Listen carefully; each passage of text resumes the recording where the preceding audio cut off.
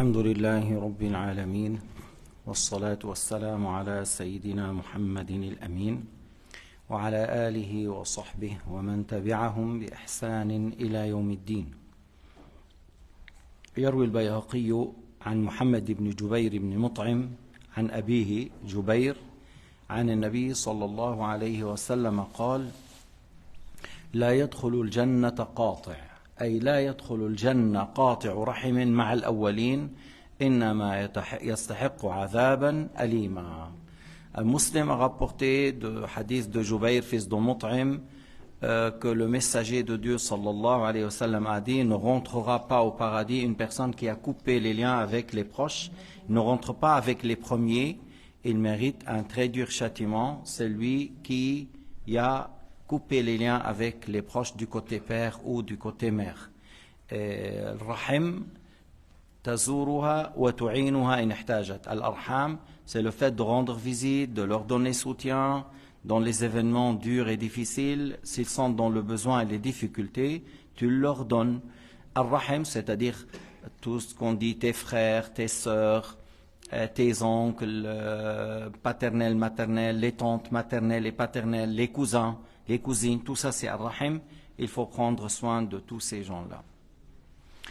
وعن عبد الله بن عمرو قال رسول الله صلى الله عليه وسلم: إن الرحم معلقة بالعرش وليس الواصل بالمكافئ إن الواصل إذا قطعت رحمه وصلها. الرحم معلقة بالعرش. On parle le lien avec les familles, c'est quelque chose qui est accroché au trône, dans le sens figuré que c'est quelque chose qui est très important dans l'islam, le fait de garder une bonne lien, une bonne relation avec les proches, de deux côtés, père et mère, les proches. Et le vrai homme musulman, le bon musulman qui tient à sa famille, c'est pas seulement qui fait visiter ou qui rend visite à ceux qui le rendent visite, mais plutôt il rend visite à ceux qui coupent les liens avec lui.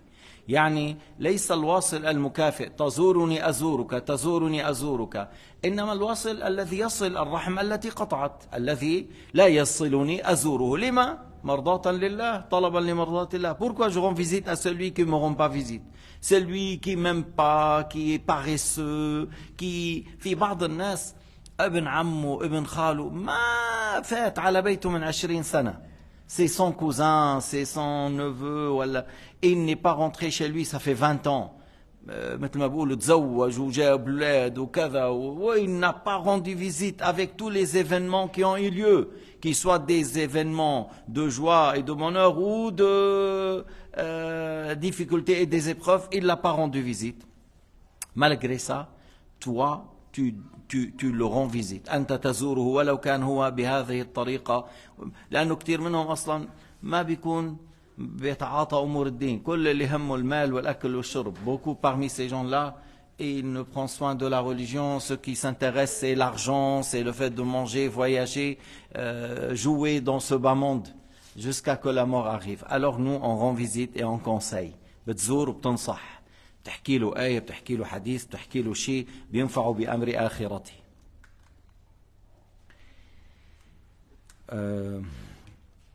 طيب. عن أبي هريرة أن رجلا قال: يا رسول الله، إن لي قرابة أصلهم ويقطعوني، أحسن إليهم ويسيئون إلي، وأحلم عنهم ويجهلون علي. هذا اللي عم نحكي عنه. Un homme est venu chez le prophète alayhi salatu wassalam. Il dit: ô messager de Dieu, j'ai des proches, je rends visite à ces gens-là, ils coupent les liens avec moi, je suis bienveillant envers eux, je fais des actes de bienfaisance avec eux, ils me font du mal. Je pratique avec eux l'indulgence, alors ils pratiquent avec moi l'ignorance et ils agissent mal envers moi. قال النبي عليه الصلاة والسلام a dit: إن كان كما تقول فكأنما تسفهم المل. شو يعني يعني كأنك تضع في فمهم الرماد، تسفهم المل. المل هو الرماد، معناه أنت ما دمت هكذا لك حجة عليهم، هذا معناه أنت لك حجة عليهم وهم ليس لهم حجة، ولا يزال معك من الله ظهير ما دمت على ذلك. رواه مسلم. Alors Cet homme qui a dit j'ai des proches, je rends visite, ils coupent les liens, je fais du bien, ils me font du mal, je pratique l'indulgence, ils pratiquent avec moi l'agressivité.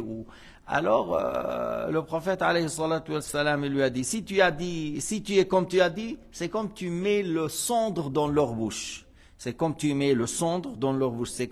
C'est-à-dire tu as toujours l'argument contre ces gens-là tant que tu es comme ça. Et tu auras un soutien de la part de Dieu tant que tu es comme ça. Tu as toujours un argument et un soutien de la part de ton Seigneur tant que tu es comme ça.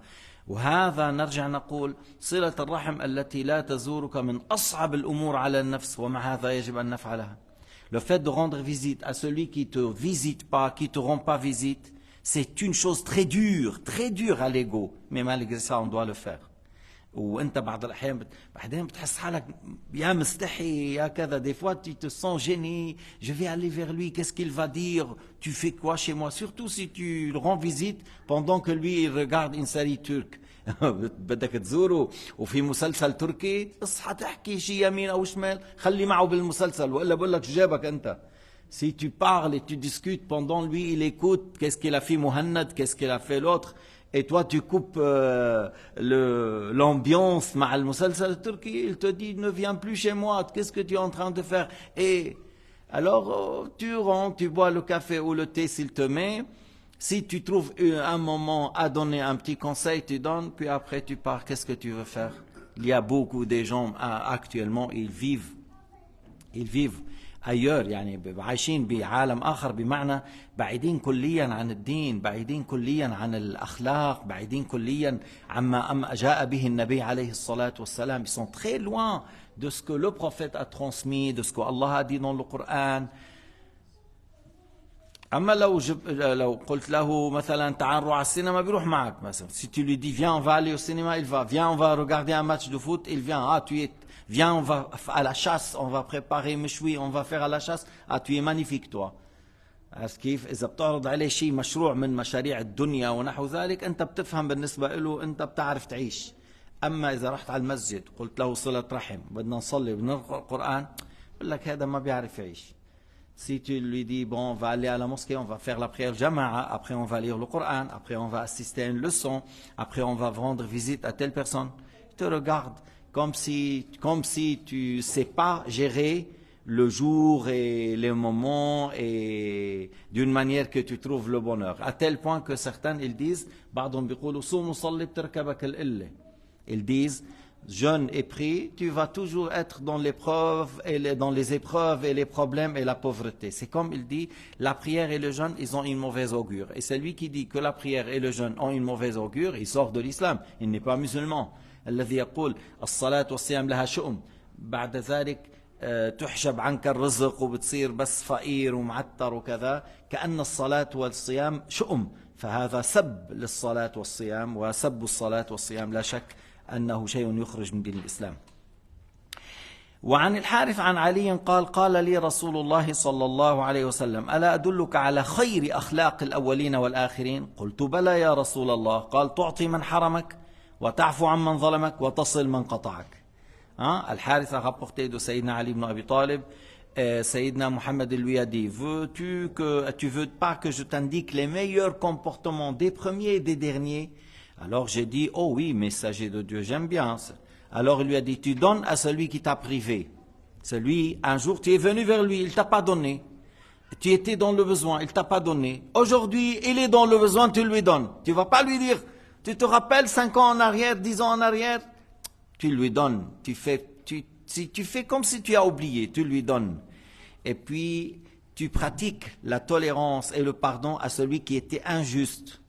Malgré que tu es capable de prendre vengeance, tu ne fais pas, tu pratiques le pardon et la tolérance et l'indulgence, et tu ne punis pas celui qui était injuste envers toi, et tu resserres les liens avec ceux qui coupent le lien. Ça, c'est le meilleur comportement des premiers et des derniers.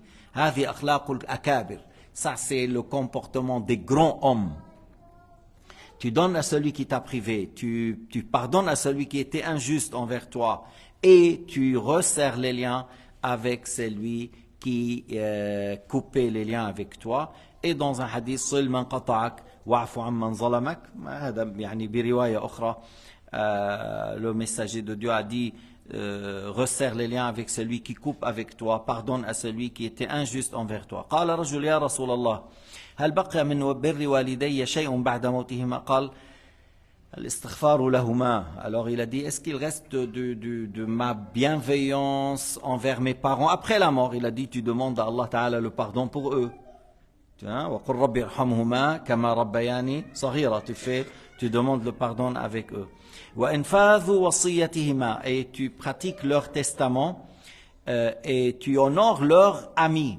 Les amis de ta mère et les amis de ton père, tu les honores, tu prends soin d'eux. تكرم أصدقاء أمك من النساء وأصداق أبيك من الرجال تكرمهم لأن لهم كان صلة مع والدك.